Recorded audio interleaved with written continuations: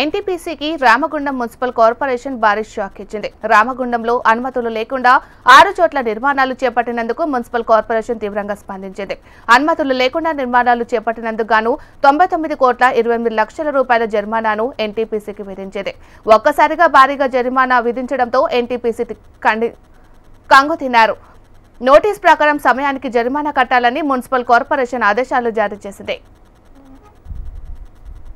మరి ఇదే అంశానికి సంబంధించి మరింత సమాచారాన్ని మా ప్రతినిధి గోపాలకృష్ణ అందిస్తారు. గోపాలకృష్ణ, మీనాక్షి, రామగుండం మున్సిపల్ కార్పొరేషన్ లో ఉన్న ఎన్టీపీసీ బదులు అనుమతులు లేకుండా 6 భవంతులు నిర్మించారు. గెస్ట్ హౌస్ సహా ఇతర నిర్మాణాలన్నీ కూడా ఉన్నాయి. వాటికి సంబంధించినటువంటి ట్యాక్స్లు కట్టాలి, ఖచ్చితంగా అనుమతి లేకుండా కట్టారు కాబట్టి వాటికి సంబంధించిన వివరాలు కూడా తీసుకోవాలని గత మార్చి లో నోటీసులు అందజేశారు. ఎన్టీపీసీకి నోటీసులు అందజేసిన తర్వాత రెస్పాన్స్ సరిగా రాకపోవడంతో మరొకసారి నోటీసులు జారీ చేశారు. దీంతో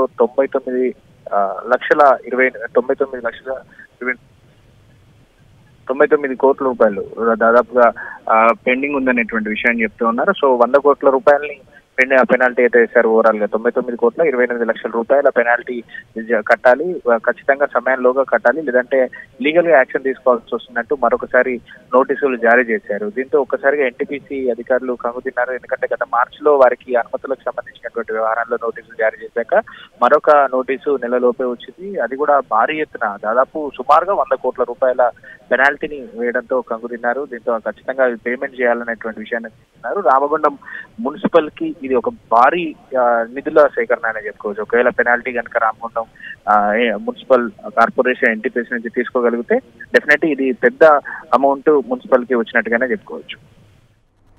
రైట్, థ్యాంక్ యూ గోపాలకృష్ణ.